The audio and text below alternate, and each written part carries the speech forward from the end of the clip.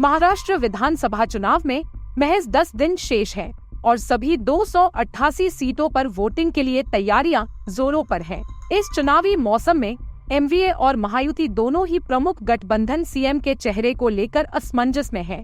जहां एक और एमवीए में शामिल शिवसेना यूबीटी के प्रमुख और पूर्व मुख्यमंत्री उद्धव ठाकरे चाहते थे कि उन्हें एनसीपी और कांग्रेस का समर्थन मिलकर सीएम उम्मीदवार के तौर पर पेश करें। वहीं एनसीपी प्रमुख शरद पवार ने इसके खिलाफ अपना विरोध जताया था।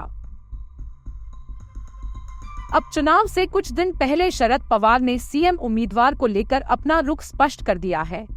शरद पवार ने कहा कि यदि महाविकास आघाड़ी एनडीए को विधानसभा चुनाव में जीत मिलती है तो गठबंधन में सबसे ज्यादा सीटें जीतने वाली पार्टी का नेता मुख्यमंत्री बनेगा। एक इंटरव्यू के दौरान शरद पवार ने कहा कि भले ही गठबंधन ने सीएम पद के लिए उम्मीदवार का ऐलान नहीं किया है, लेकिन चुनाव परिणाम के बाद सबसे बड़ी पार्टी के नेता को ही मुख्यमंत्री का पद मिलेगा।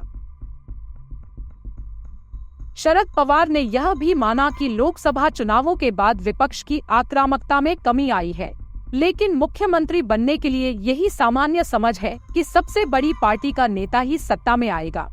उन्होंने यह भी कहा कि गठबंधन की प्राथमिकता सत्ता में आना है और मुख्यमंत्री के चयन पर उचित समय पर फैसला लिया जाएगा।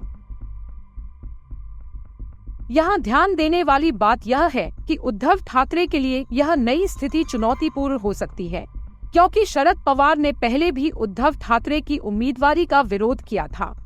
कांग्रेस भी शरद पवार के पक्ष में खड़ी रही है।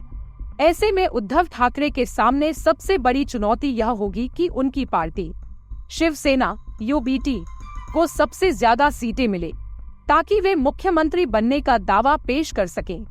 यह चुनौती और भी बड़ी हो जाती है क्योंकि इस बार शिवसेना यूबीटी विधानसभा चुनाव में गठबंधन के तहत सबसे कम सीटों पर चुनाव लड़ रही है।